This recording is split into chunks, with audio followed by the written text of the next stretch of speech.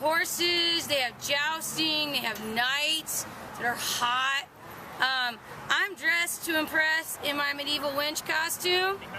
Yeah, okay. And I'm ready to cheer on the red and yellow knight, because that's going to be our guy. So we're going to go. There's going to be libations, a king, a queen, a princess. There's probably going to be some sort of turmoil. Food. That's what of course. Food. Soup, chicken, one barbecue rib. If it's like the menu before, we get a barbecue rib. It is a damn tasty rib. So we're going to go with it. Awesome. So come on and help us cheer on the red and yellow knight to victory as we nom on some tasty medieval chicken.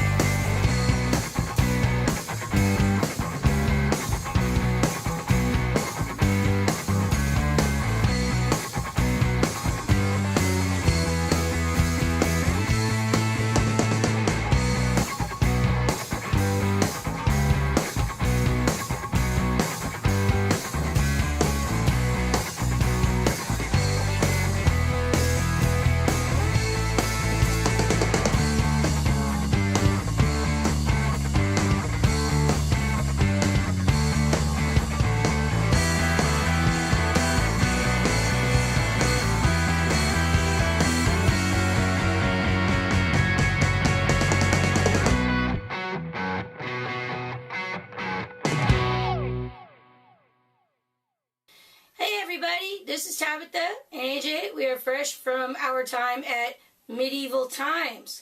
How do you say it? Medieval Times. How do you really say it? Medieval Times. Oh, I'm sorry. Medieval Times. That's how it's pronounced. Yes. So we went there again. We go there like twice a year, but this time we decided to film it. I got all dressed up for the occasion. As you can see, I'm winching it up. He didn't get dressed up. He just looks like a pauper from today as compared to a pauper from medieval times. But whatever. And seeing as we are Orlando Bites, we're going to throw in a little bit about the food part of medieval times. When you go there, when you get seated, you get a trencher. and you get a plate, and they're both pewter. They've had several different soups over the years. The last few years, it's been a tomato bisque, which is pretty decent. They don't give you a spoon, however, so you're forced to sip it oh so delicately, or use your bread of the castle to soak it up, which I'm fairly certain is Pepperidge Farm's garlic bread. But as Pepperidge Farm makes really good garlic bread, it ends up working out. So then they give you half a chicken, rotisserie style chicken, not too spicy, a little on the greasy side, but you know, all in all, it's rotisserie chicken, so it's usually fairly greasy no matter where you go. That's the way I like it anyway. Yeah. You don't want dry chicken. Exactly. And you're eating it with your hands anyway, so you're watching people whack each other with swords and whatnot, and you're just sort of tearing apart this chicken with your bare hands. And makes you feel very, very medieval. Yes. So then you get a barbecue rib. Not to be confused with barbecue ribs, plural. It's one, like this big barbecue rib, singular. But it's really tasty. But you get one. And half of a potato, which is baked with like some herbs and stuff on it, but it could totally use some butter. Apparently they don't know how to churn butter. And they don't have a cow in ye old medieval town behind the castle, which, by the way, Orlando is the only medieval times to have a medieval village.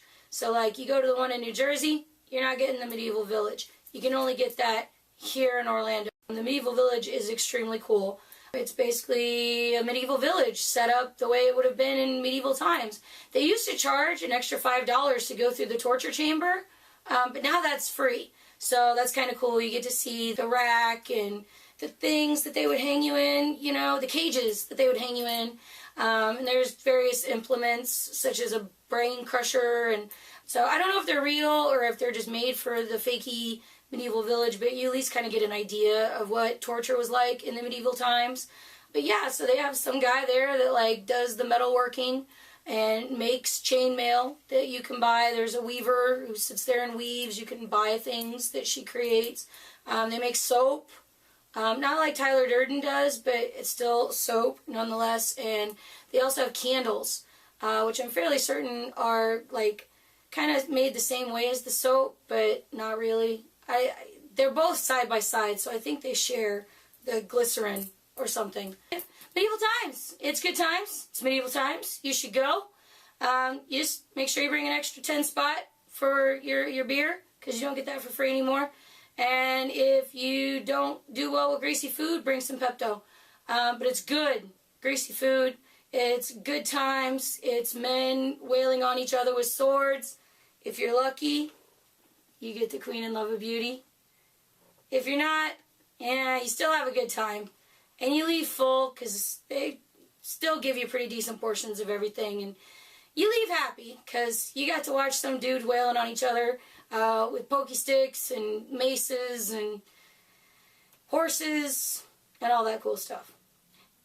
And that was our trip, most recent, to medieval times.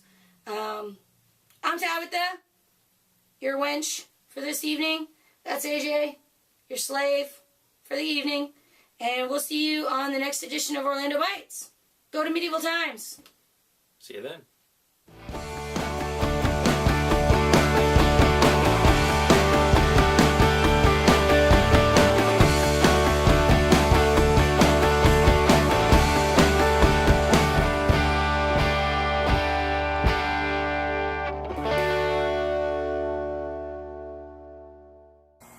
Did I mention they have a gift shop?